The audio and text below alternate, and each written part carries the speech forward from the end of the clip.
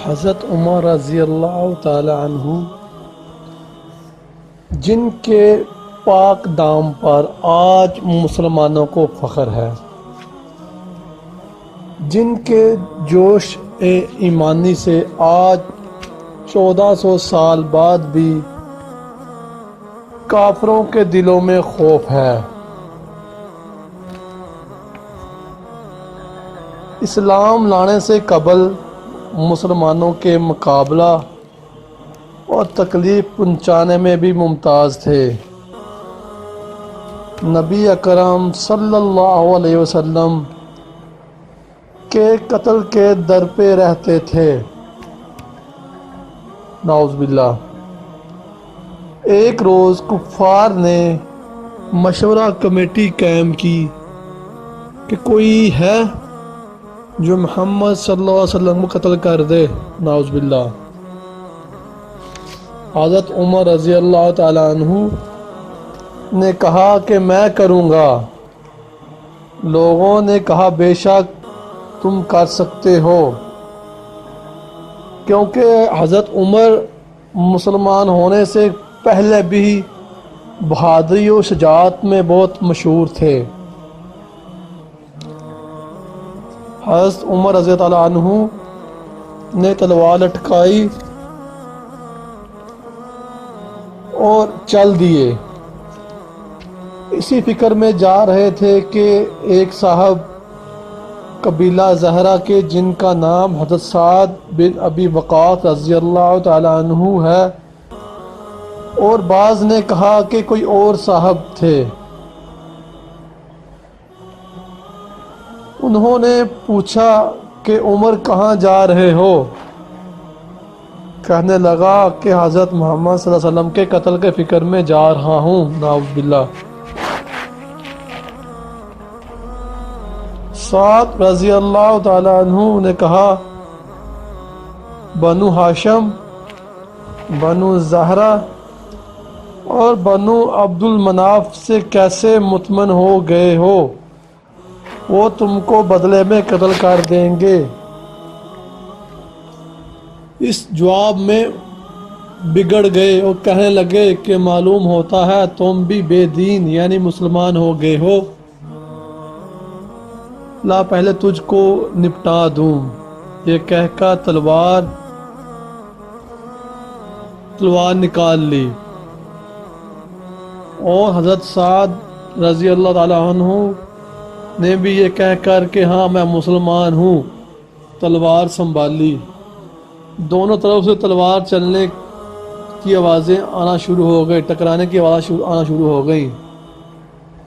حضرت سعد رضی اللہ تعالی عنہ نے کہا کہ پہلے اپنے گھر کی تو خبر لے، تیری بہن اور تیرا بہنوئی دونوں مسلمان ہو چکے ہیں، سبحان اللہ۔ یہ سننا تھا کہ غصے سے بھر گئے اور سیدھا بہن کے گھر گئے۔ وہاں حضرت خباب دروازہ بند کیے کنڈی لگائے ہوئے دونوں میاں بیوی قرآن شریف پڑھ رہے تھے۔ حضرت عمر نے دروازہ کھٹکھٹایا، ان کو آواز سے حضرت خباب رضی اللہ عنہ تو جلدی سے اندر چھپ گئے، اور صفحہ جس پر قرآنی آیات لکھی ہوئی تھی وہیں بھول گئے۔ ہمشیرہ نے دروازہ کھولا۔ حضرت عمر رضی اللہ تعالی عنہ کے ہاتھ میں کوئی چیز تھی جس کو بہن کے سر پر مارا، جس سے سر سے خون بہنے لگا، اور کہا کہ اپنی جان کی دشمن تو خود بھی بے دین ہو گئی۔ اس کے بعد گھر میں آئے اور پوچھا کیا کر رہے تھے، یہ آواز کس کی تھی؟ بہنوئی نے کہا بات چیت کر رہے تھے۔ کہنے لگے کیا تم نے اپنے دین کو چھوڑ دیا ہے، دوسرا دین اختیار کر لیا ہے؟ بہنوئی نے کہا اگر دوسرا دین حق ہو تب یہ سننا تھا کہ ان کو داڑھی سے پکڑا اور داڑھی کو کھینچا اور بے تحاشا ٹوٹ پڑے اور زمین پر گرا کر خوب مارا۔ بہن نے چھڑانے کی کوشش کی تو ان کے منہ پر ایک تماچا اس زور سے مارا کہ خون نکل آیا۔ وہ بھی آخر عمر رضی اللہ تعالی عنہ کی بہن تھی۔ کہنے لگیں اے عمر، ہاں ہم کو اس وجہ سے مارتا ہے کہ ہم مسلمان ہو گئے ہیں؟ بے شک ہم مسلمان ہو گئے ہیں، جو تجھ سے ہو سکے تو کر لے۔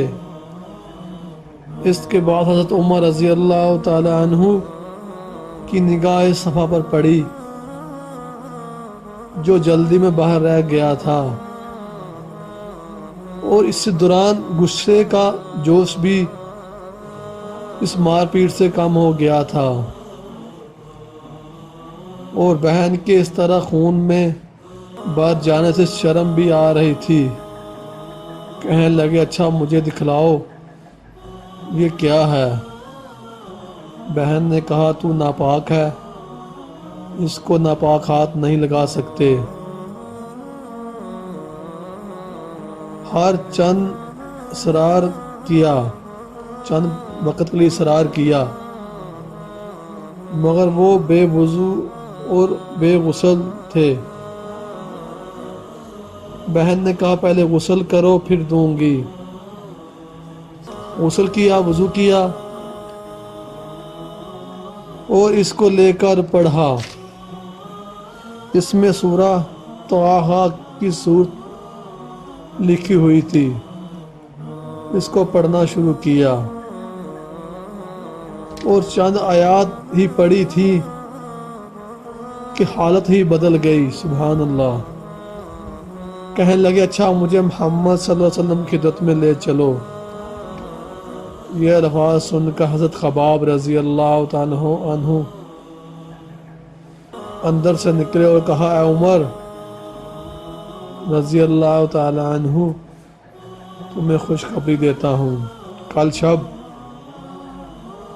حضور پاک صلی اللہ علیہ وسلم سے میں نے دعا کرتے ہوئے سنا تھا۔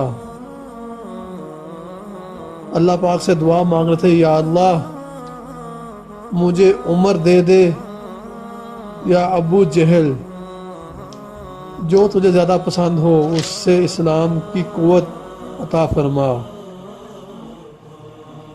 کیونکہ یہ دونوں حضرت عمر رضی اللہ تعالی عنہ اور ابو جہل دونوں قوت اور طاقت میں بہت مشہور تھے۔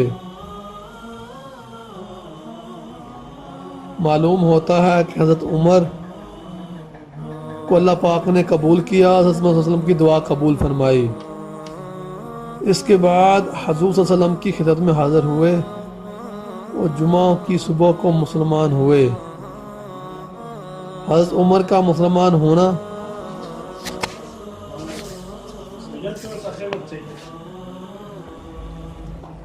حضرت عمر جو بعد میں اتنے پرہیزگار، اتنے متقی، اتنے بہادر، اتنے انصاف پسند، آپ لوگوں نے ان کے قصے اور کہانیاں تو سنی ہوں گی، کس طرح وہ عدل کرتے تھے۔ آج بھی کفار ان سے ڈرتا ہے۔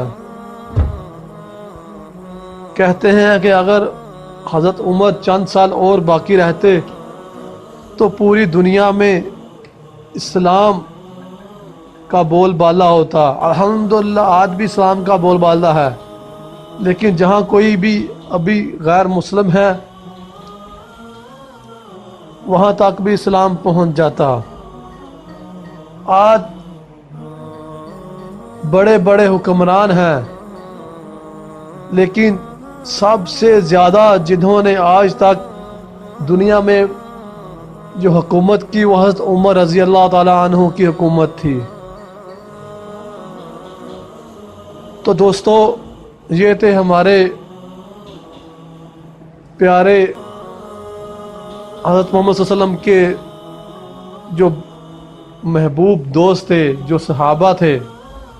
حضرت عمر کے ایمان لانے کا قصہ، آئے تھے نعوذ باللہ حضرت محمد صلی اللہ علیہ وسلم کو قتل کرنے کے ارادے سے، لیکن اللہ پاک نے ان کو ہدایت دی، حضرت محمد صلی اللہ علیہ وسلم کی دعا کو قبول فرمایا۔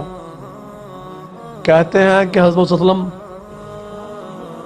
کہ اللہ پاک سے مانگ کر لیا تھا کہ اللہ پاک مجھے عمر دے دے یا ابو جہل دے دے۔ اللہ پاک نے حضرت عمر کو دیا، جن کے عدل و انصاف سے انسان تو کیا چرند پرند بھی فائدہ اٹھاتے تھے۔ حضرت عمر کا انصاف اتنا مشہور تھا، یہاں تک کہ ایک شخص نے دیکھا کہ ایک بھیڑیا ایک بکری کو کھا رہا ہے، تو اس شخص نے کہا لگتا ہے حضرت عمر کا انتقال ہو گیا، وفات پا گئے ہیں۔ ان لوگوں کا تجھے کیسے پتا، تو اتنی دور بیٹھا ہوا ہے؟ اس نے کہا وہ دیکھو بھیڑیا بکری کو کھا رہا ہے۔ حضرت عمر کے ہوتے ہوئے